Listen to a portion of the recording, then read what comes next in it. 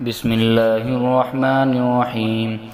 تبارك الذي بيده الملك وهو على كل شيء قدير، الذي خلق الموت والحياة ليبلوكم أيكم أحسن عملا وهو العزيز الغفور، الذي خلق 7 سماوات طباقا ما ترى في خلق الرحمن من تفاوت فارجع البصر هل ترى من فطور ثم ارجع البصر كرتين ينقلب إليك البصر خاسئا وهو حسير، ولقد زينا السماء الدنيا بمصابيح وجعلناها رجوما للشياطين وأعتدنا لهم عذاب السعير، وللذين كفروا بربهم عذاب جهنم وبئس المصير.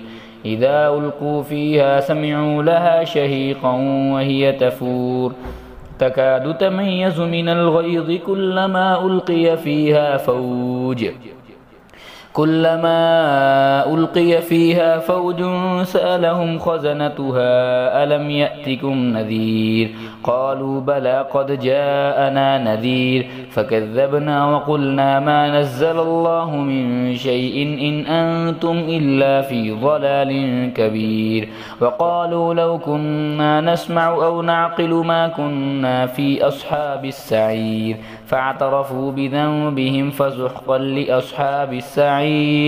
إن الذين يخشون ربهم بالغيب لهم مغفرة وأجر كبير، وأسروا قولكم أو اجهروا به إنه عليم بذات الصدور، ألا يعلم من خلق وهو اللطيف الخبير.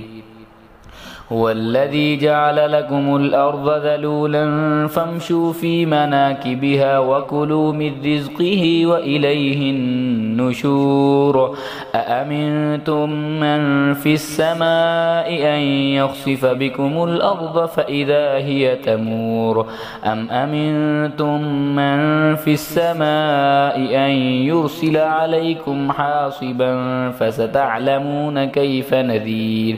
ولقد كذب الذين من قبلهم فكيف كان نكير.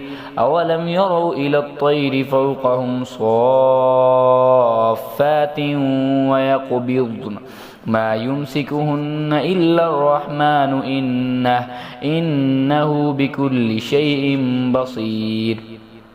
أمن هذا الذي هو جند لكم ينصركم من دون الرحمن إن الكافرون إلا في غرور. أمن هذا الذي يرزقكم إن أمسك رزقه بل لجوا في عتو ونفور. أفمن يمشي مكبا على وجهه يهدى أمن يمشي سويا على صراط مستقيم. قل هو الذي أنشأكم وجعل لكم السمع والأبصار والأفئدة قليلا ما تشكرون. قل هو الذي ذراكم في الأرض وإليه تحشرون. ويقولون متى هذا الوعد إن كنتم صادقين. قل إنما العلم عند الله وإنما أنا نذير مبين. فلما رأوه زلفة سيئت وجوه الذين كفروا وقيل هذا الذي كنتم به تدعون.